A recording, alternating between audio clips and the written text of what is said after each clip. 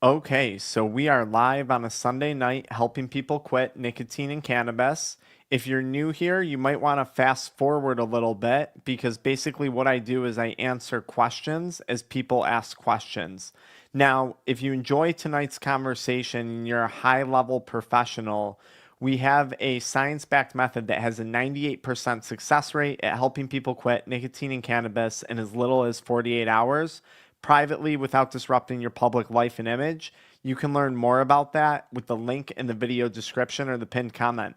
Okay, guys, so as people roll in tonight, ask me questions in the comments. Once we get warmed up here a little bit, I'm going to offer some live phone calls tonight if people are interested, where you can send me text messages, where you can call me. I'll answer your phone call live here on YouTube and answer your questions, okay? And if that's something that you want to do, I'll throw this out there right now. The phone number 716-274-6788. Again, 716-274-6788. You can call in live with your questions or send me a text and I'll answer the questions for you as they come in, okay? What's going on, guys? Okay, day 3 went good, but Nino has a question. Yeah, Nino, feel free to ask, or you can call me live if you want, and I'll answer your question live here on YouTube, okay? Okay, we got ENT25, Hen, we got AMIV, good evening, guys, and then someone's stoned right now watching this. That's fine. That's all right. I don't judge. You want to be stoned, be stoned. You want to get sober, get sober. I don't care either way. It's up to you. But guys, seriously, ask me questions. So Nino, ask me a question, call me live, send a text message, whatever you want to do. Okay, so let's see here. Scott says, 54 days cannabis free. I've been a huge blessing. Thank you, Scott. I really appreciate that, and I'm thrilled that my content has helped you. Scott, what was the most beneficial thing that you took away from my content?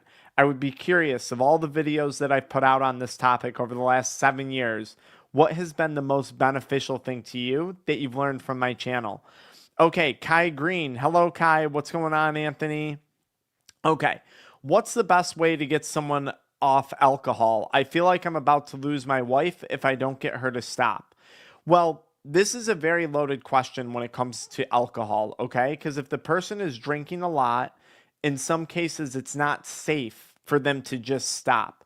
So inside our protocol, we actually work with a medical doctor who will detox people at home on a medication assisted detox if they can't taper safely. Now, if you're asking me like what's the best thing that I can do to get someone to stop, it's very very hard because you can't. People will often try and force a significant other or a family member to stop, and it doesn't work. You have to help that person. You have to coach that person to get there on their own. Okay, that's really what it has to be. The number one way people quit substances is by making that autonomous choice, that decision on their own. What we do with people is we use something called expedited perception realignment, and we try and change the person's perception with the substance, okay? Because if I drink alcohol and I see value in drinking alcohol, it's going to be very hard to get me to stop. But if you change my perception, if you change the value that I see in that substance consumption, whether it be alcohol, cannabis, nicotine, whatever, then stopping can suddenly become easy. But in the case of alcohol, we have to be careful because a medical detox might be required. Okay. So I hope that kind of helps a little bit. There's a great book out there. It's called The Alcohol Experiment by Anne Grace. There's another great book out there, The Freedom Model. I would just leave those books around the house and see if the person picks them up. That might be a good place to start, right? Through some of their own self exploration. Okay. Vaping right now after making the conscious choice to vape again on day 2. Yeah, so why did you choose to go back to it on day 2? I'd be curious. I'm going to guess it had to do with withdrawal symptoms. That would be my guess. But I like what you said about the conscious choice versus relapse because it's not a relapse. It's a conscious decision. And that decision was probably made because you felt uncomfortable due to the withdrawal symptoms of nicotine. But I often like to remind people if they're choosing to go back to using the substance during withdrawal because they're uncomfortable, I often like to remind people chances are they were uncomfortable during the active substance use as well. There's a reason why you quit, and it probably wasn't because you were super comfortable using the drug, right? If the drug starts to negatively impact our relationships, our mental health, our physical health, our finances, our career, that in and of itself can create a lot of discomfort, okay? Nino, I'm on an antipsychotic. I quit weed. Should it be easier since I'm on medication? I wouldn't say that makes it easier or not easier. Right? There's been many instances where we've seen people, though, quitting on antipsychotics because cannabis led to an acute state or a prolonged state of psychosis or disassociation or something like that. But I wouldn't say that it makes it easier or not easier per se. I'm in an MA meeting on Zoom while watching this. It's free and it works for me. Why don't I like the 12 steps? So I don't necessarily dislike 12 steps, but I do have some problems with it. So, one, 12 steps, it's really rooted in this idea of powerlessness, and that's just so far from the truth. Like you're not powerless over a substance, okay? So that's the first thing. A substance is not, it doesn't have a life force to it. It can't make you drive to the dispensary. It can't make you pick up a one hitter and spark it. So the idea of powerlessness really, really, really bothers me. The idea of relapse really, really bothers me. Okay. 12-step programs typically hover around a 10% long-term success rate. Just because they're not really rooted in any of the neuroscience or anything like that. Now, I have a strong faith background. I don't talk about that a lot on my channel, but a lot of 12-step programs are rooted in a very strong faith background, which, again, I'm not against, but for a lot of people, that's just not beneficial when it comes to quitting substances. I'm not saying that having a strong faith background isn't a positive thing. I have that myself, but it's not super relevant when it comes to stopping the use of a drug for most people. 12 steps too, you tend to get hooked up with a sponsor, and like a lot of times you're getting hooked up with someone who has lived experience, but that doesn't necessarily qualify them to be giving advice on a situation. And so many 12-step groups are run differently from group to group, right? For me, I also truly wanted to be anonymous. I didn't want to be around a bunch of other people talking about my substance use disorder. As a medical professional in my community, it wasn't a good image for me. Now I've plastered that image all over YouTube, so you never know how things go. What's going on, Jeremy in New Zealand? Awesome. Guys, remember, if you have questions for me, you can call me live and I'll answer your question live on this call. 716-274-6788. But please call with a specific question, okay? Make sure you have a specific question if you're going to call. If I get spammed, it's a burner number. I just delete the number and get a new number for next time, okay? Okay, I'm on day 19 without cannabis. I'm still testing positive at 50 ng per ml. Expect that to continue through day 30. Yeah, that makes a lot of sense, David. Yeah, that's not shocking that you're 19 days and still testing positive. Good news, though, you're starting to have nightmares, which means you're getting some of that REM sleep rebound. This is a really good indication that you're moving along appropriately when it comes to those detox timelines. Fantastic, David. And guys, if you're not comfortable calling me live, you can also text me your questions, 716-274-6788.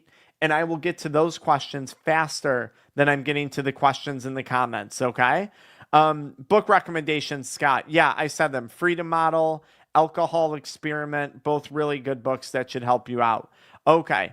Anthony asks, how much is our one-on-one program? The one-on-one coaching varies, Anthony, depending on the duration that someone's working with us. We have an application process that people go through, and you can find information on that with the link in the video description. Okay, Rational Recovery, Scott, is an incredible book. So for people who have not read Rational Recovery, basically it teaches you that you have the animal brain and the human brain, and it helps you separate your thoughts and your beliefs from that of the addicted voice, as they call it in Rational Recovery. And this is a great technique for anyone to practice who's early on in quitting substances. At least I find it beneficial. Many of our clients do, because it's simple, it's fast acting, it requires no skill to practice. Basically, any thought that's convincing you to go and consume a substance, you identify as that thought of the addicted voice, a voice separate from your own. And you can basically just call BS when that voice is talking to you. It's really simple, really easy technique to practice. What's not easy though is a lot of people will wind up failing to recognize the different ways that that voice is speaking to them. So it might not be so much like, oh, you have a craving, go drive to the dispensary and use cannabis.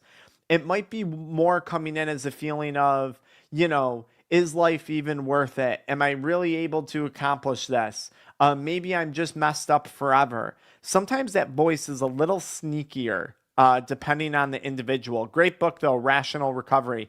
If you couple that book with Dopamine Nation, another fantastic book about substance use, you're really getting a comprehensive approach to like techniques to help you quit and an understanding of the neuroscience. Okay. All right, guys, let's see here. We have a question. How could I do a podcast collaboration with you? Okay. Yep. This sounds good. Yeah, this would be awesome. I'll text you after I'm done with the live call tonight, whoever this is that reached out to me, and we could set up a podcast collaboration. That's no problem. I'm sorry to hear about the losses from psychosis as well, too. I understand. Yeah, I'll contact you after we're done with this live tonight. Thank you for reaching out. Okay, so let's see here. All right. I've been off of weed and nicotine for over a year now. My videos helped a lot. Congratulations. That's awesome. Okay. Why am I getting dizzy every day from vaping dispensary weed? I do 3 hits at night for 3 seconds and I had to stop because it got so bad, but my symptoms don't match CHS. I'm on day 7 right now quitting. This could absolutely have to do with heart rate changes. This could have to do with blood pressure changes. This could have to do with super high concentration THC causing it. There's a number of factors that could lead to dizziness. I don't know how big of hits you're taking, but just the act of holding your breath and holding that in is going to temporarily deprive your brain of oxygen and potentially lead to dizziness, right? You're not breathing in oxygen. You're not breathing in that air. So even that in and of itself could cause dizziness. But remember, your heart has tons of cannabinoid receptors on it. So consuming cannabis can also impact heart rate. A lot of people, when they consume cannabis, it initially spikes heart rate, which can also spike anxiety. It can lead to dizziness. There's a number of reasons why that might be happening for you. But no, I wouldn't immediately identify that as CHS for any reason. It could also, I doubt it, but potentially some blood sugar interaction there. I'm not positive, okay? Nino says, I have schizophrenia from cannabis, so I think it's a good decision to quit. Yeah, whenever someone has psychosis or symptoms of schizophrenia or diagnosed with schizophrenia, stopping cannabis would be highly advised. There's only 2 scenarios where I tell people they should strongly consider not consuming cannabis again. In a case of psychiatric disorder or a case of cannabinoid hyperemesis syndrome, consuming cannabis again would be very ill-advised, okay? Otherwise, people, even with the worst of addictions, could at some point in time decide to moderate, right? I've worked with a lot of clients over the years who have the eventual goal of moderation, who have successfully been able to achieve that. I've also worked with an equal amount of people who have the goal of complete abstinence because cannabis just serves them no value anymore in their lives, right? ENT25 says, I'll probably quit either tomorrow or the day after. ENT, that decision is up to you when you actually quit, when you stop. But remember, don't take tomorrow for granted. I find so many times people take time for granted. Tomorrow's not promised. Next week is not promised. Next year is not promised. Okay? And if you stop taking time for granted, chances are you're going to act with a little bit more urgency. And I would advise people to, because time is the one thing in life that you truly can't get back. How many times have we found ourselves saying, I'll start tomorrow, I'll start next week. Oh, this week is too stressful, I have too much going on. Guess what? The stress isn't going anywhere. The world isn't going to give you some big break for the perfect time to quit. Okay? a lot of people are waiting for the perfect time. And what's really happening is they're scared to make a decision. They're scared to make a change. It's not that the perfect time is going to come. It's that we have to build strength when it comes to making decisions and making choices for ourselves, despite the time frame that we're in. Okay. So just a few things on there. And look, you can take a lot away from that actually when it comes to getting sober. Okay. Like, my decision making and my ability to make a decision and be decisive has absolutely changed my career, my business, my finances, and in turn the life of my family, right? My children, my wife, like completely changed our lives just by me being more decisive. Now, I learned decisiveness when I made that decision to stop consuming cannabis, right? That was the first time in my life I became very decisive. And I was able to transfer that over to my business, my career, my financial decision making, all that stuff. It's really cool. ETN 25, whenever I relapse, whenever you consciously choose, not relapse, whenever you consciously choose to go back to use substance, it's always daily use.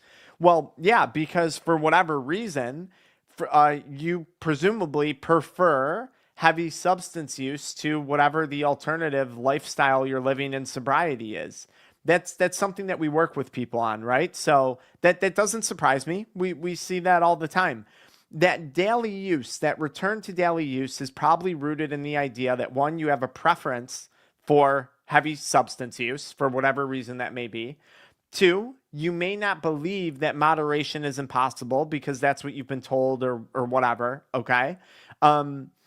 I think for moderation to occur, usually you need a period of abstinence. You got to get that drug out of your system. You got to get rid of that dependence, psychological and very physical dependence in the case of cannabis, right?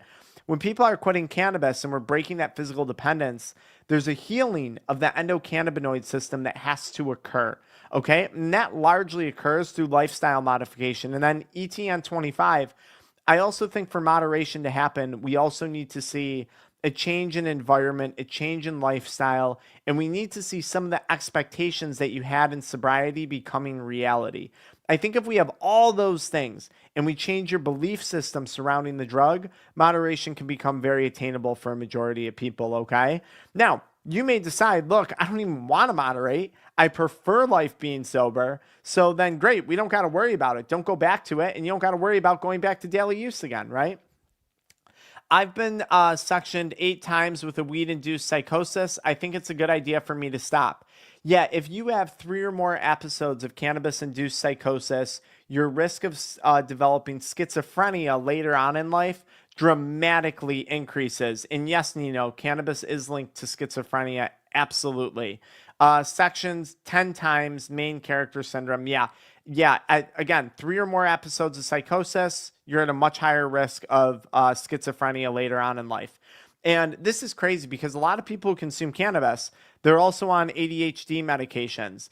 They're abusing other stimulants. They're on other medications for other things. Just by taking ADHD medication or stimulant abuse, or maybe you drink a lot of alcohol and consume cannabis, your risk of psychosis is just dramatically increased. It's not a question of will you get psychosis? It becomes more when will that occur? And I've had 2 psychiatrists now that I've interviewed on our channel say this, okay? Very, very huge problem. Okay, very good, guys. So let me check my text here and see. All right, we got a question here. What do you do when people trigger you to use? Because I recently almost had a relapse after trying to make amends with my ex for someone I hurt, and I was trying to work the steps. So let's see here. August 24th. Oh, you called me before. Okay, if you want to call in live, I'm happy to take this question live. First of all, okay, let's talk about this. So another reason why I don't like 12 steps, I don't believe in, I haven't gone back and made amends with everyone that I hurt. Half the people I hurt don't even care that I exist anymore. Okay, that's just a reality. Like, people move on extremely quickly. And if it was with an ex, I don't care to make amends with that person unless I was trying to get back together with them. So that's the first thing. Like, I'm not one to go around apologizing. And in many cases, it's unwarranted, it's unnecessary. So 1, right off the bat. 2, okay, I nothing triggers you. No one can trigger you to relapse. You only trigger yourself. So you tried to make amends with your ex. You were hurt. You were stressed, whatever it was. Okay. And you believed that cannabis was going to alleviate that stress or that pain or that hurt. So your belief that cannabis was going to help with those things is what ultimately triggered you. I made a video about triggers recently, and I would highly recommend that you guys check it out if you're easily triggered to consume drugs, because the only thing that triggers you is you and your way of thinking. An event, a social situation, a new dispensary popping up does not have any inherent ability to trigger you. Because if you see no value in consuming that substance, you will not be triggered. People are only triggered when they continue to have a level of perceived value behind consuming that drug. And this is really good news for those of you that this is the first time hearing this, because that means that you are in control of the situation. You are not some unconscious force just floating through your world day to day, getting triggered randomly by BS. For me, just waking up and breathing would have been considered a trigger to use cannabis, consume nicotine, watch adult media content, abuse stimulants, and binge drink. Just breathing was a trigger for me until I started to understand I am my only trigger. My belief system, my perception of how I use that drug is the only trigger. And it's so sad because I've seen it so many times in 12-step programs, rehabs. I had a crazy story. We work with like a lot of high level like individuals, business owners, CEOs, musicians. And I had a musician once, and he went to this really high end rehab. You know, one of the ones where you're paying $60,000, $90,000 a month somewhere in California, or was it Arizona? I don't remember. Anyways, they told this guy he couldn't play guitar anymore. They were like, guitar triggers you to use drugs, so stop playing the guitar. Now, one, this was this person's livelihood, okay? And two, a guitar doesn't trigger you to do anything. A guitar is a lifeless object. The only thing that triggered this person was the belief that consuming drugs led to a greater level of creativity when it came to their music production. I worked with this individual. We used first principle thinking, something that we use. It's based on neuroscience to break down the brain chemistry, to break things down to its parts when it comes to substance use. And we completely shattered that belief that substance use was leading to greater levels of creativity. And once we did that, guess what? He was comfortably able to play the guitar again without being triggered. But the rehab facility said, you got to stop playing the guitar or you're just going to keep relapsing. And then you're just going to keep coming back here. And guess what happened to him time and time again? He got out. He had to play the guitar because that's how he makes a living. And then he kept relapsing because they told him that was what was going to happen. And then cha-ching, cha-ching, cha-ching, 60K, 90K, 60K, 90K. Welcome back to our rehab. Crazy. You guys have no idea how crazy this stuff gets, okay? Okay, do I think cannabis is going to become federally legal? Yeah, of course cannabis is going to become federally legal. Absolutely. We'll see that very, very soon. I'm not for it. I'm not against it. I'm indifferent, right? Guys, again, I want to throw this out there. If you have a specific question, don't just call to chat, okay? If you have a specific question for me regarding substance use, you can call 716-274-6788 or send a text message to 716-274-6788, and I will answer your question here live. Again, if I get spammed, I'm just going to block stuff, delete the number, and move on, okay? All right, let's see here. Simp and Brokies. I was never addicted to cannabis and was only using it because he never had a girlfriend, and now he does, and he stopped. Yeah, that's a lot of people just stop, right? So this makes a lot of sense, right? Like this person was living one lifestyle. Their environment changed. They had a girlfriend. They got a kid, and they said this doesn't fit anymore. That is how a majority of people stop consuming substances, and that's why we focus on people ages 30, 35, 40 years old and up inside our one-on-one coaching. I work with people in their 20s, but I don't want to because I know a majority of them are just naturally going to stop as their life advances. And actually, the more intervention they get when they're younger, the worse outcomes they're going to have when they're older. But if I got someone who's over the age of 30, over the age of 40, now I'm starting to question, why hasn't this person stopped yet? Like a majority of others have before them. So that's why inside our protocol, we have it where you got to be over age 30 for us to work with you. Because I know there's some other problem now that's occurring. It's not just like an age thing, because now they have the kids, they have the successful career. Most people that we work with, there's something else wrong that we have to figure out. That's what we do, right? Okay. Because of the chemicals that they add, it doesn't happen in outdoor grown weed. Yeah, I mean, so yeah, like there's a lot of chemicals in cannabis. Even in the medical dispensary stuff, you're seeing it pop up all the time. The pesticides, the fungicides, all these things, okay? It's terrible. So someone asked me, do you think weed causing psychosis is readily available information, or are these stories mostly anecdotal and commonly brushed off as propaganda by people who want to justify smoking weed as harmless? Again, guys, if you have questions, text them to me, okay?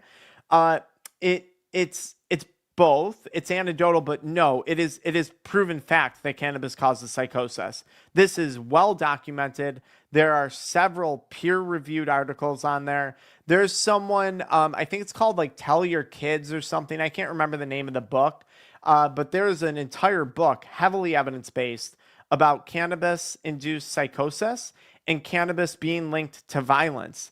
The amount of school shooters who have tested positive for just cannabis in their system on toxicology reports is crazy. And if you look into detail behind some of these shootings, you'll hear people saying, oh, there was a demon telling me to do it. The voices were telling me to do it. It's the same stories over and over again. There was that young girl, I think her name was Riley.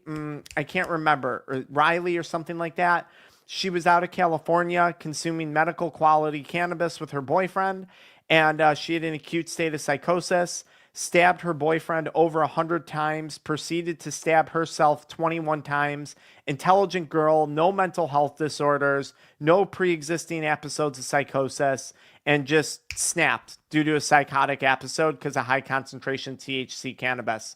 Right? And then she also killed her dog, all during one psychotic event. It's very documented episodes of psychosis. It's undeniable. It's fact. Okay. Any drug with a psychedelic effect is going to put you at risk of that. But a lot of drugs do. Alcohol has a high risk of psychosis. Abusing stimulants has a high risk of psychosis. Right? There's many things. Right? Corticosteroids for pain relief have a risk of psychosis. Pregnancy puts someone at a risk of psychosis, right? So there's a lot of factors involved. And some people have more than one factor when it comes to it. So we got to be careful. We were working with, we had a high level professional that we work with a lot of medical doctors and a lot of attorneys. And that's intentional because a lot of these people, they need privacy. They need to quit in a way that doesn't disrupt their public life and their career. But not too long ago, I was working with a physician who had prescription stimulant abuse.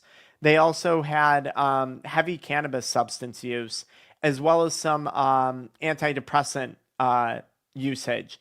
And I told him, I said, look, hey, I don't know if you realize it, but like, I'm super concerned about you developing psychosis. Like, you have 3 major risk factors. Also, an insanely stressful job as a physician that this individual had. They owned a bunch of private practices. And I was like, just so you know, like, you can smoke or not smoke, that's up to you, but your risk of psychosis is insanely high right now. Right? So, okay, let's see here. Andrew Huberman, a lot better because he explains the positives and negatives. Yeah, there's positives and negatives to everything. My channel focuses on addiction and substance use recovery. Okay.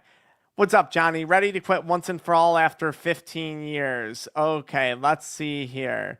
We're going to get rid of this person just because they're spamming. So let me do this. Okay, good. That clears that up. All right. Addiction is so messed up and so few people understand, and so does mental health issues. Yeah, that's absolutely right. I can't to tell whether I have ADHD or mental health issues or if it's all related to substances. Yeah, so a lot of people wind up in these situations, I see it all the time, where what came first? It's the chicken or the egg. Is it the mental health problems or is it the substance use problems that cause the mental health stuff?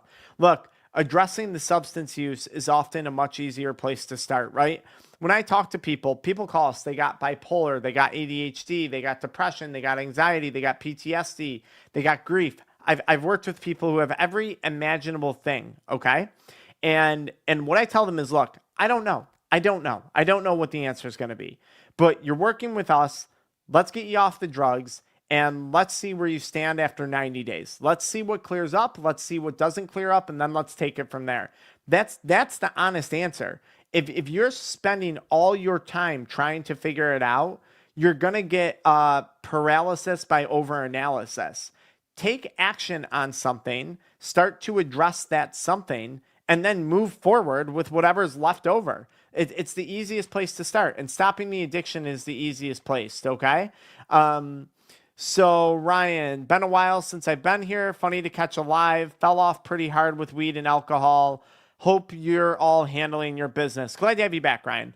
The longest I went without weed is 2 months, but I'm ready to let it go forever. Congratulations, Nino. Okay, let's see here. It's really rough, but it's a lot better to be sober. It's so difficult to get back up, though. Yeah, I mean, I don't know. It's really rough, but it's better to be sober. Sometimes it can be hard to get back on your feet. I agree, but like, it's difficult either way, right? Like, maintaining a substance use disorder is stressful and difficult. Building the life you want, especially if you are a high-level professional, a high-performance individual, you strive for great things, is also difficult. Life does not come without difficulty. This is just fact. If you have an easy life, you probably have nothing going on, right? Like, that's just reality. I don't ask for an easier life. I ask for the strength to get through the life that I live, the life that I want to live. That's what I look for, okay? Okay, let's see here.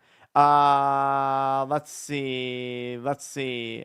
Weed makes you more creative. That's a personal opinion. So weed does not make most people more creative.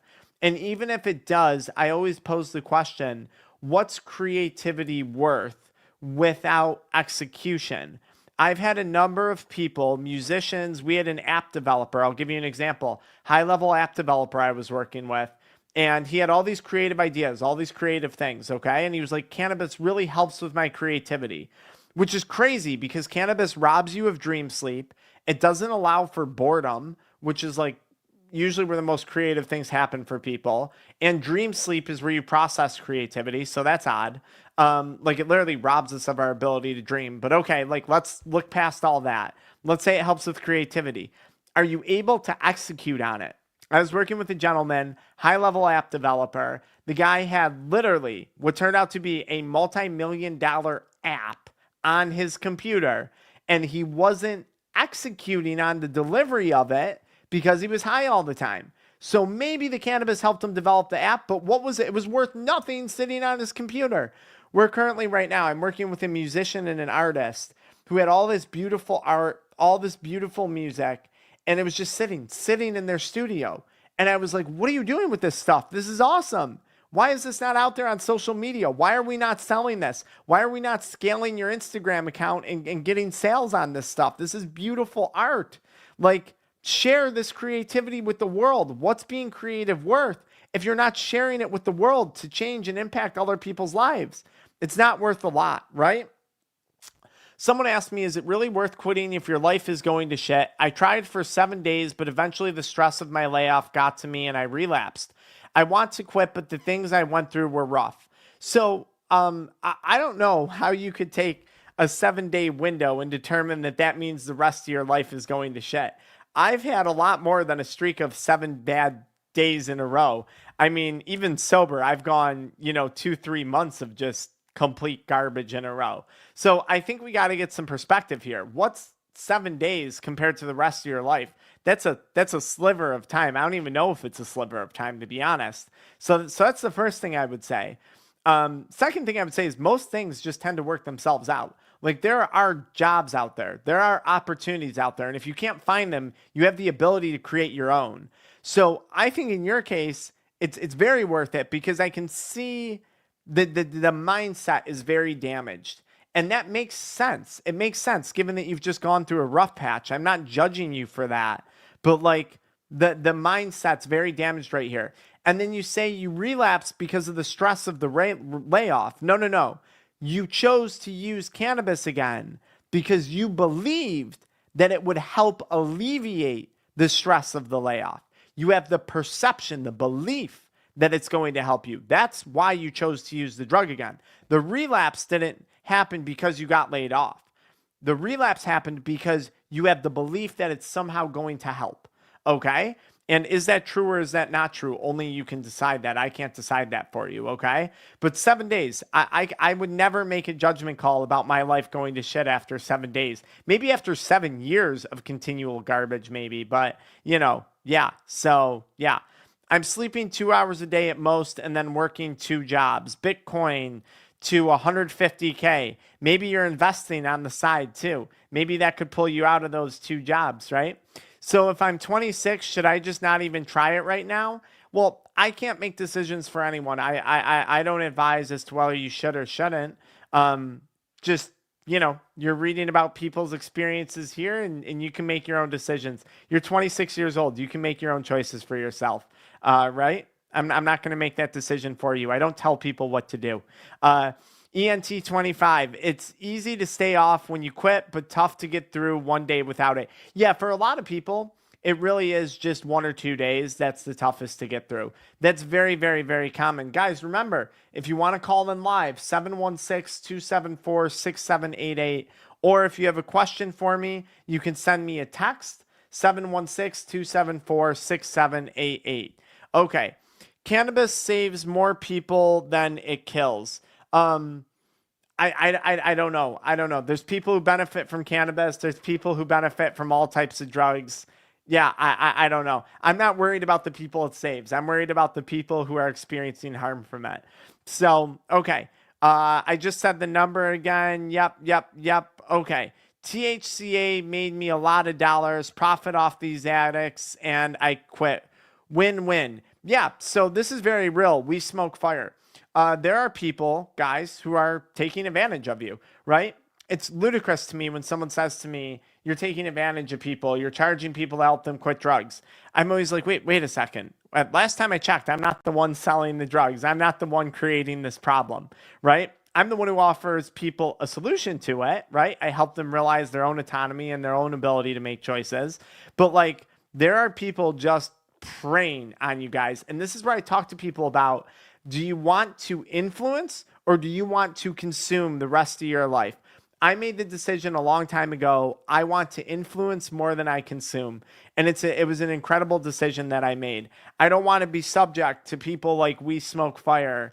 And I don't want to be vulnerable to people like that because I have an addiction or a substance use disorder, because damn, was I easy to take advantage of when I had that going on. It was so easy. Like they said, it's easy. They make profit off of you guys. It's crazy. Okay, 2 months on the 17th, feeling much good. Dreams are getting less intense. Yep, but every now and then you have that gnarly dream. Good. REM sleep is rebounding. You're doing good. You're on your way. Okay, so dumpster diving, a brokey, fake teeth. Okay, it takes 5 to 10 years to notice a difference. I don't think so at all. Most people that we work with, they'll see a difference within the first 18 days of stopping. So I don't know about that. Maybe your experience, it took to 5 to 10 years. I can say now, being 9 years sober, yes, I'm noticing a monster difference over those years. But I also think it depends on what are you trying to notice a difference in, right? If you're quitting and you're trying to rebuild a marriage or start a whole new career and build a business, well, yeah, it might take 5 or 10 years to notice a difference. If your only goal was to breathe better, that's going to happen after a few days. So your perception's off. You're taking a blanket approach to something that doesn't have a blanket answer. Okay. Right. So, someone says you can replace it with edibles and slowly reduce the milligrams. Yeah, you can taper off a weed. That's fine. THC is a natural chemical in defense. It makes pests sick and it's acid on your brain. I'm not sure. Okay, let's see here. Okay, let's see. Weed is natural, but your government stuff, they add stuff to it. I mean, I don't know, they're making THC very, very strong. And yes, there are things being found. There's tons of toxins being found on even medical dispensary government cannabis. One thing that I did like to hear, it was from the lady that runs everybrainmatters.org. And me and her have different opinions on stuff. She does not want to see legalization of weed. I'm all for legalization of weed. She has a lot of 12-step stuff. I'm anti 12-step stuff. But one thing that me and her definitely see eye to eye on is the industrialization. That's her term of cannabis. It's true. It's become a very industrialized industry, and we're seeing lots of problems with it, right? Okay, let's see here. I used to hit my nicotine vapes constantly, whereas now I hit them 1 to 3 times a day. I feel much better, but I can't seem to shake this last bit of nicotine. Well, honeybee, you could try nicotine replacement therapy. You could stop cold turkey, right? It'd be something rooted in the mindset that's preventing you. It's not a physical thing at this point, at that low milligram. So I'm not exactly sure why you can't seem to shake it. There shouldn't be too much of a barrier for you. I'm not sure what that would be. You could also maybe easily bridge that with replacement therapy. Okay, another question. Why can some people drink and smoke weed and not get addicted, and other people it overtakes their lives? Great question. It's their belief systems. That's really it. It's not genetics. It's not this. It's not that. If you are going to use a drug and you believe that you are influenced by that drug and that you have an addictive personality and that you're just screwed, you're going to be screwed. Okay? That's just the reality. If you tell yourself, I can't drink or smoke without using it excessively, that's going to become a self-fulfilling prophecy. A lot of people that doesn't cross their mind, right? Like the idea of substance use doesn't cross their mind, okay? So that's the difference. Again, it comes back to a person's belief system and their mindset. All right, let's see here. We got someone calling in. Hello? Oh, hey, Dr. Frank. I thought I'd call in and say hi. I know that you said we should have a question ready, so I guess my question to you is I've continued to keep quitting nicotine, and I know you talk a lot about like how there's a perceived value when you want to relapse or make the conscious decision to keep smoking or vaping. And my question is, like, I've seen the benefits of how I feel when I quit, and I don't know what my perceived value is because I don't feel like I'm conscious of one. Like, I can't think of a reason why I want to keep doing this, so I'm just confused as to maybe, like, am I not seeing a perceived value? Or is it something subconscious, or maybe, like, that animal part of my brain that comes in when I get cravings? Awesome. Yeah, of course. So let me ask you another question. At what point do you usually go back? How long do you stop for before you usually go back to consuming nicotine? It's always on like day 3 or 4, Oh, which I know you say are like the toughest days. I've made it to days like 9 and 10 and felt amazing, and just then had a weak moment, and I'm like, why did you just do this? Like, you made it past the hardest part. yeah. Okay, awesome. So let's start with days 3 or 4. So when it comes to days 3 or 4, I would honestly say that probably has to do, the value there would be is I'm uncomfortable. I'm experiencing nicotine withdrawal. Maybe it's irritability, frustration, headache, who knows, whatever symptoms you get. And then the value there is, oh, I'm going to go consume nicotine, and that's going to halt these withdrawal symptoms. Okay, that kind of becomes the thought process. In most cases, I'm not, 100% that that's true for you, but in most cases, when you see someone around day or 4, the value is, oh, I'm going to consume nicotine again. This is going to ease the withdrawal symptoms. And then we just wind up in this cycle of consuming cannabis, not, or consuming nicotine, starting, stopping, starting, stopping. Now, you get to days 9, 10, 11, 12.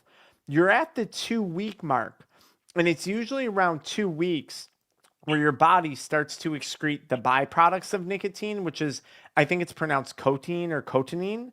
And it's very common to see people get caught up at that 2 week hump because now you've really excreted all the remaining stuff, all the remaining byproducts of nicotine. So it's common that people have like a little freak out or like a little episode where they're like, oh, I just got to go get some nicotine. because now the body's truly void of nicotine and all the byproducts. Now, the other possibility, and I'm just ranting, I'm just firing stuff off for you, okay? The other Mhm. possibility is you feel really good, and the thought process is, wow, I feel so great. One of the things that would enhance me feeling good right now is just going to consume some nicotine again. So, almost like the celebratory type of decision to go back to consuming. I feel so good. I think I know what would make me feel even better, some nicotine. Do any of those things sound like they could fit your scenario? Honestly, all of those resonate, especially like the day like 9, 10, 11 example, because it was kind of like, why did I just do this? Like, I felt so good. Why did I think that this was going to make me feel better when I was vaping and smoking, I felt miserable. Like, why did I do that? Like, I must have found some sort of perceived value in it still on some It's level. it's it's typically the case. Many people call us when I work with them. They're like, Dr. Frank, there's nothing. I see no benefit. There's no value. I talk to them for an hour and we dig up 10 different benefits that they didn't even realize they had. I see it all the time. There's usually something. There's usually something. Maybe in a rare case, there's not. Now, look, so first of all, it's around days 9, 10, 11, and 12 that you're probably going to run into a struggle. So right off the bat, I would just say have that expectation going into quitting next time. Just know, like, okay, this is where I really have to stack the wins. This is really where my challenge comes up once I get past that day 3, day 4.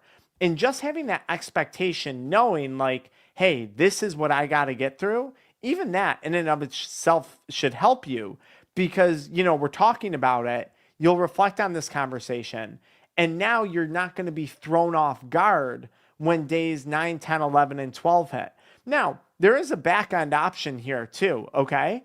If you were really in a tough situation and you were like, for some reason, I just can't get through this, you could just as easily, and there's pluses and negatives to this, but you could just as easily go get a 7 milligram nicotine patch, slap that on around days 9, 10, 11, and 12, use that to push through that little hump. And then, you do the patch for 3, 4, 5 days a week, however long you need. And then you remove that and then you're good. Now, that will slow down the detox of nicotine and its byproducts from your body. But if you were like, I just have to reach for something, I'd rather see you grab that than I would going back to a cigarette or a vape or whatever it is, because you can still accomplish significant harm reduction. Now, the other thing that I would say is approaching it from a lifestyle standpoint. What was the stuff that you were doing that you felt most beneficial to you when you quit for 9, 10 days? What was the stuff that you were doing that was most beneficial to you? Mostly exercising and really being intentional about just staying present and just feeling good about myself, like noticing my thoughts, like just being very mindful of like who I'm speaking to, what I'm doing, like not trying to just do a million things at once that I've been putting off and putting even more stress on myself. Just kind Nice. of being really like present with my thoughts. Yeah, that's fantastic. So literally, I'd say like just do more of that. Whatever's working for you, just do more of that. Now, you don't inherently have to do anything though, right? Like a lot of your thing probably is going to come back to that like whole perceived value thing and trying to identify what that is, which it sounds like you resonated with the whole like I feel good, and then that sneaky thought pops up like, oh, I'd probably feel even better if I just had some nicotine real fast. And it's like, no, no, no, wait a minute. You gotta call out BS when that pops up. And just knowing next time you stop, okay, it's gonna be around days, 9, 10, 11, 12. This is where I'm probably gonna run into the biggest challenge. And this is where I really have an opportunity to shine and solidify my commitment to myself to stop. I think that's a massive opportunity for you to stack a big win. Do you mind me asking what's your name, or what do you like to go by? Brittany. Brittany. So Brittany, you know what I tell myself? I'd say, look, a lot of people, they can't commit to shit for more than 2, 3 days. I'm telling you, if you can commit to something for, 12, 13, 14 days, 30 days, 90 days, you're going to put yourself ahead of the majority of society. So you have an awesome opportunity to kind of solidify that superpower of commitments to oneself. Okay. That's how I would frame that next time around. Like you have a great opportunity there to jump ahead, like literally 1,000 steps among most other people. People can't commit to something for one day, let alone 2 weeks. So, geez, what an opportunity you have to overcome that. I love that mindset. Thank you for your It, clarity and all that you do. it's huge, of course. And then, like I said, keep in mind too, I don't talk about a lot on my channel, but if someone's really freaking out, and I've done this with people before, a 7 milligram, not a gum, just a nicotine patch, you put it on, use it for a few days, let things calm down, reassess, and then, continue moving on with your life in the detox. That would be no major hiccup. Like I said, it delays the detox a little bit, but you'd be fine at the end of the day. So that's an option for you too, okay? Thank you so much, Dr. Frank. Of All right, course. I'll let you go. Thank you. Thanks for calling in, Brittany. Bye now. Okay, bye-bye. All right. Great question. Awesome question, guys. Okay, let's see if did we get a text coming in here? Okay, no, we answered them. All right. Let's keep scrolling here. I'm going to go right to the bottom here to see what we got. All right. So, guys, you can call. The phone number is 716-274-6788. 716-274-6788. You can text or call in your questions. Okay, let's see here. All right, here we go. We got another question coming in. Let me see who we got here. Hello? Hey, is it Dr. Mike? Yes, Dr. Frank speaking. Whom am I speaking with? Hey, I'm sorry, man. My name is Jay. Oh, nice to talk to you, Jay. Jay, what can I help you with? So man, I smoke weed a lot, and I'm kind of like an interesting position in life, and I guess be on YouTube, so like corn, that's an issue too. Yeah. I got you. So, go ahead. Well, pretty much, man. Like, my father, he passed away a few years ago, so I've been taking care of the house, and I've been doing a pretty good job, and I'm very proud of myself taking care of the house and everything. But I feel like I'm not doing like the best that I could, and like my uncle, he just called me with an opportunity, I guess, making over 100,000, but I will have to like quit weed, and I'm not in that type of mindset, and I'm not upset with myself with that, because even if I stopped smoking weed, I'm pretty sure I wouldn't even take the opportunity. But I just feel like I would be a bigger and better person. You know what I mean? Yeah, so let me ask you this. So why don't you want to stop consuming cannabis? And for the record, you should be proud of yourself. It sounds like you've had a lot of stuff going on, and it sounds like you've handled it exceptionally well, with or without cannabis usage. So right off the bat, man, irrelevant of our conversation tonight. Congratulations on that. Now, why do you consume cannabis? What is it that you enjoy about it? So it's purely like pleasure, and like I use it hand in hand with the corn. Like, Yeah. I'm gonna say I use it mostly with that, but I work from home. I do like sales, so I smoke periodically throughout the day too. But it makes me it interferes with it. Okay. So what's the pleasure that you get from consuming cannabis? I understand its correlation to corn. I used to do the same thing. But what's the pleasure that you get from cannabis? Like, why do you enjoy? You're in sales. Convince me to smoke weed again. Sell me on smoking weed again. Hey man, you get to not think about certain things. It's healthier than alcohol, man. Okay.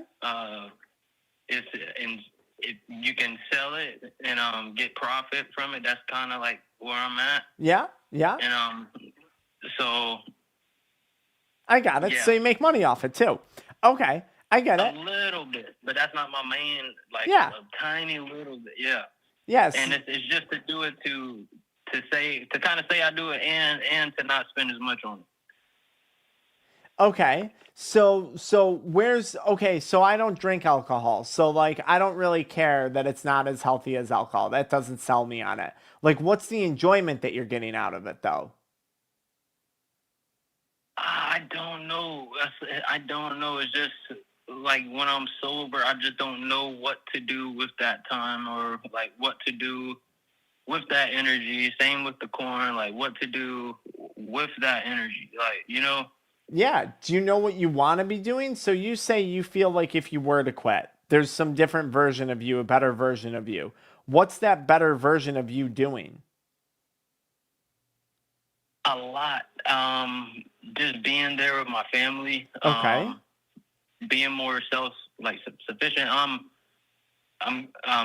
23, and this is gonna sound stupid to a lot of people, but I had my first egg 3 days ago, so I've been neglecting my nutrition and stuff like that, and so I just gotta grow up, and like yeah I do good, but I feel like there's a lot of areas I gotta improve, and weed kind of makes me lazy. And you think cannabis makes you lazy and is holding you back in some regards? Yeah, and I would have a lot more money. And what does more money get you? I guess more things.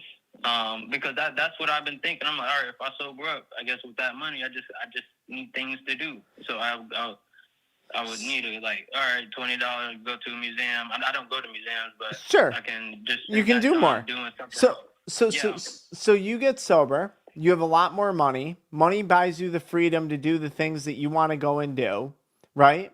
You get sober, maybe you land a job or maybe you do take it, maybe you don't, that starts making you even more money. You become more present for your family. Okay, and that's all stuff that you said you think would happen in quitting weed, right? Yeah. That sounds pleasurable to me. That sounds good. Um, so again, what was the pleasure in consuming it for you? Just As- just getting out of things, and it brought some bad things to me too. Just being in that world, you know. So yeah. Jay, But you're doing a shitty job selling me on smoking weed again right now. I'll tell you. so I agree. That's So when not a it comes bad to thing though. That's a good thing. stopping, when it comes to stopping, what are like some appropriate practices, or like just dealing with being sober? I guess like the first hour, the first day, you know. Yeah. Yeah, man. I think it all comes down to like I think you have to start by recognizing that there's potentially a more pleasurable life that is without cannabis than with cannabis. I think it starts there, kind of recognizing that first and truly believing that, okay? Like looking at the pros of smoking, looking at the cons of it, starting to weigh those things and then saying, okay, which lifestyle would appear to be preferable to me? That's kind of where it starts. Every shift in quitting has to start in the mindset. Um, I don't see how a version of you that's more present, more engaged with family, which it sounds like you value that, that's making more money, that's not lazy, that has the freedom to do the things that they want to do, isn't enjoying life more than this current version of you. Now, I could be wrong, but this is just based on what you're telling me, okay? So, Yeah. right off the bat, like, I don't see what the draw is for you to keep consuming cannabis. Now, how do you get through the first day? In many cases, it starts with that mindset change. And then for a lot of people, day one, day two, day three, it's just kind of staying busy, man. It really is. And staying busy could Okay. be, and it depends on the person though. Like, I don't know what you're into and I don't know what things you want to pursue, but like staying busy could be as simple as hanging out with people. It could be cleaning your house, cleaning your car, doing yard work. It could be that sitting on your couch and watching Netflix. I usually promote a little bit of physical activity, but it really depends on you, man. And for most people, once they get through that first, second, third day, a lot of people do really, really well after that. It's just those first few days that are most challenging. What do you think your biggest holdup is when it comes to quitting and getting through that first day or two? I made it like a habit, made it a ritual, so it's Good. kind of like I don't know. It's like a video game. Like I don't know the controls when I'm sober. Like I'm like, Yeah. man, this is annoying, or or there's like something on my back, or that's kind of how it feels. Yeah. Here's the beautiful thing though. So just like anything else we do in life, just like working out, just like learning how to make money at a job, whatever, your brain has what's called neuroplasticity, and you can hardwire in new habits and new rituals, man. Like you're young too. You can especially accomplish this being as young as you are. So just like any other habit, you can train in other habits and behaviors. It's just a matter of doing it. So you put down the cannabis, maybe you start working out more. You put down the cannabis, maybe you start grinding more on whatever business you want to do or side hustle. You put down the cannabis and maybe your new habit just becomes going for a walk. Like I don't know exactly what would be best suited for you based on your interest and the things that you want to accomplish with quitting cannabis. But it really is in many cases just rewiring that neurochemistry into new habit loops, new patterns, new behaviors. It's really not hard. Do you get what I'm saying? Like this shouldn't sound complicated. It's not, man. It's Right? not. Yeah, you're 100% right. Yeah. Like it's just a matter of like, are you going to do it or are you not going to do it? And if you're not going to do it, it's because for some reason you perceive cannabis to give you a more desirable version of life than life without it. And that's what we'd really have to dive into to figure out like why is it that way? Why do you perceive it to be so? That's where it would maybe get a little sticky with people. Well, that's where it always gets sticky with people. But like if you can truly see that like I mean if what you're saying to me is true and you're like no man, it's holding me back from making more money, it's making me lazy, it's taking away from time with my family that I want. Like where's the pleasure in that? Where's the enjoyment in that? And you sound like an ambitious person. You sound like a responsible person. So like you've proven that in taking over the house and taking care of things in the manner that you said you have been. So for someone who values responsibility, for someone who values ambition, you're never going to get satisfaction, those things satisfied from continued cannabis consumption. Like inevitably, if you truly value those things, this continued experience of consumption is probably only going to prove to be displeasurable. Does that make sense? But now, like, if you didn't value that stuff, then so be it, whatever. But like, it sounds like you value those things. So yeah, that's like a saying that's ingrained in me. Like, yeah, you can play now, but you're gonna pay severely later, or you can pay now, but you can play later. So I just gotta get my head in the game. It's not. I just gotta. You're right. I just gotta make that decision where it's, hey, I'm gonna do this, or hey, I'm not gonna do this. But it's kind of like if you have like, I know you don't drink, but if you have 2 beers, it's like, all right, I'm gonna drink these 2 beers and I'm done. And then you drink the 2 beers and you're like, all right, now I want another beer. I used to drink. Yeah, once you become under the influence of the drug, your decision making goes a little bit, right? Yeah, like that. I mean, that makes sense, right? Drinking, smoking, it influences prefrontal cortex functioning in your brain. So, yeah, things become a little bit looser. But look, at the end of the day, even if I were to drink 2 beers right now, I am still very in control of having a third beer or not. Now, maybe if I'm drinking to a point where I'm blackout drunk and I'm unconscious of the decisions I'm making, that's a different story. But if you're talking drinking 2 or 3 beers, I'm still very much in control. If I have 2, I'm very much in control whether or not I'm going to have a third. Like, I am not, that beer has no inherent power over me, right? Like, the beer isn't forcing me to drink a third one. It can't hold me hostage and force me to do it. Only I can choose to do that myself, right? Yeah. Like that's solely my decision, man. You said it.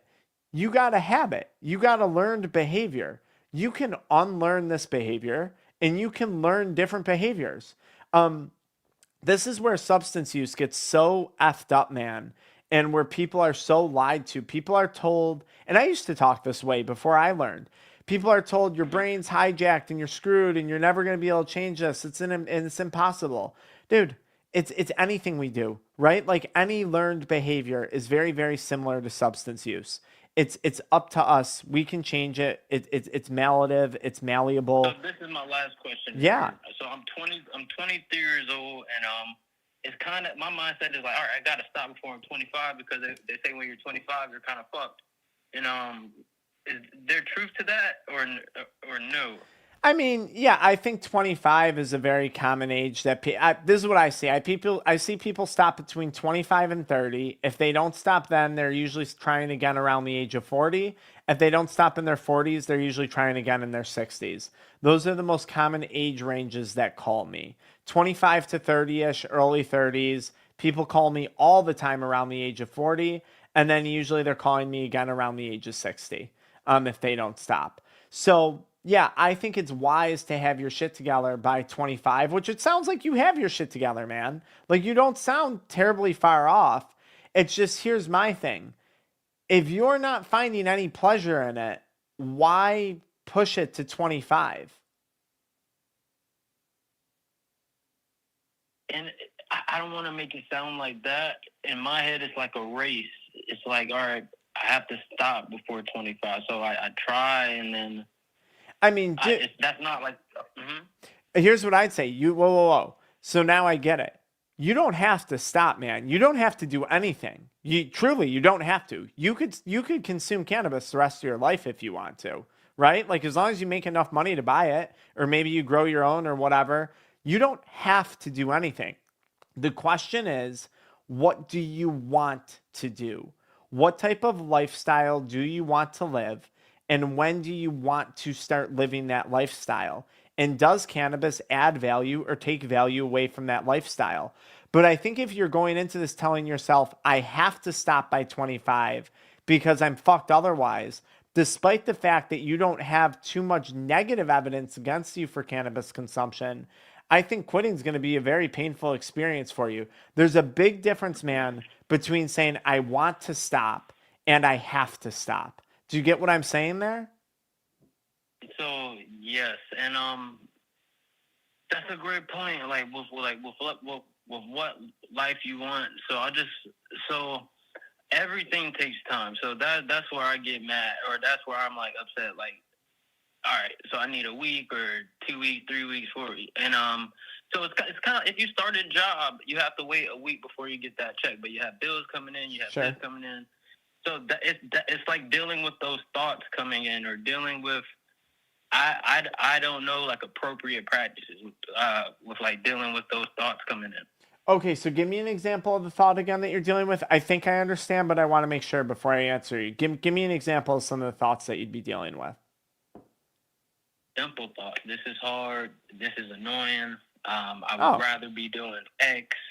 Yeah. You know.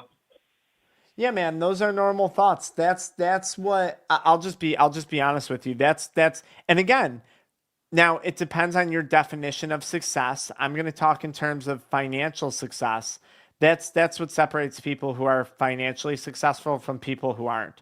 They're able to just deal with those thoughts. Like I personally, man, I learned a lot about doing hard things when I quit drugs. I learned that I was capable of doing hard things when I stopped consuming substances. For me, it was hard, or at least I thought it was hard at the time I stopped. Looking back, it really wasn't. I thought it was. But it taught me a lot about doing hard things. It taught me, like, oh, I'm capable of doing this. I don't want to do this. I'd rather be doing that. Yeah, that's true. Most days, I'd rather be like sitting at my pool, just jerking off and doing nothing. But like, also, then when I want to go on vacation with my family, I'm not going to have money in my bank account to do that. So I better work. You know what I mean? Like, I mean, we got to be able to do things. I don't know. 50% of the time I want to do stuff. The other 50%, I'd rather just, like I said, lay around and do nothing. But like, despite feeling that way, I still go do stuff. You know what I mean? It's Sunday night at almost 11 p.m. and here we are talking, right? Like, now I wanted to do this live. I have fun doing this with you guys, but like, also I do want to be in bed, but this is part of what I do. This is part of my business. This is part of what I do. Right. So I show up for it. Do you get what I'm saying? Like that, that's an important mindset to break, man, if you want to have financial success. Now, if you don't care about financial success, well, then that mindset, it may not be as important to break. So that kind of comes down to you. But yeah, man, like quitting drugs can literally teach you how to deal with those thoughts. I don't have like a magic recommendation, but I know you can learn patience, you can learn delayed gratification just in the act of quitting substances. And I'll say this right too now, man. If you're used to consuming cannabis every day, you're any drug, you're very used to that instant gratification, okay? And that can become dangerous, man, because now I don't need the gratification of waiting to hit that 100K bonus, that $200,000 bonus in the year. Fuck it, I don't need to do that if I can just go home and get high. I can get gratified with that. I can go home, watch some adult media content, get high, and gratify myself. Now, I don't care about the money. I don't care about that vacation with my family. I don't care about that. That becomes dangerous, man. Do you get what I'm saying? You wind up focusing on the wrong rewards. And you're right. Stuff does take time. Things worth building take time. For most people, getting a six-pack and feeling confident about their body takes time. For people who want to build a business and build a beautiful career, it takes time. Like, you know what I mean, man? It takes time. But dude, here's the crazy thing. You told me when you started this call that you've gone through life experiences that I have not gone through, and you have successfully gotten through them. So I don't know why you think you're not capable of getting through these things. What's that all about? I never thought of it that way. I never thought Dude, of it that way. you're doing harder shit than I've been through. Emotionally, all this. Like, literally. Yeah, that's kind of like a mind fuck for me. Wild, right? Yeah. Oh, yeah. Well, Wow. hopefully I gave you some things to think about, man. You have. Thank you, man. Of course. Thank you. And dude, listen, you'll be all right either way. Like you're gonna be just fine. You're gonna figure this out. You're gonna be fine. I think you probably gotta not put as much pressure on yourself, but I do think you have to ask yourself, what lifestyle do I want? Is cannabis adding value or taking away from it? And then just recognize you're capable of doing whatever it is you feel like doing. If you want to keep smoking, you keep smoking. If you want to change up that habit pattern and you want to pursue some alternate things that may turn out to be better, do that. You've already done some things, man, that a lot of people can't do at a very, very young age. Most people don't go through what you're going through until they're in their 40s and 50s, and you're successfully doing it now with cannabis. So damn, I could only imagine what this dude is capable of without the substances that I'm talking to right now. You know what I'm saying? Man, I'm saluting you. I appreciate you. I'm gonna make a change. If that's what you want to do, I support it. And I look forward to hearing the follow-up. I look forward to it, man. I really appreciate you taking the time to call in and have such a great conversation. I appreciate you. Enjoy the night, man. Anytime, Jay. This is awesome. Bye now. All right, bye-bye. All right, guys. What a great call that was. Thank you guys for calling in. Really, really, really wonderful.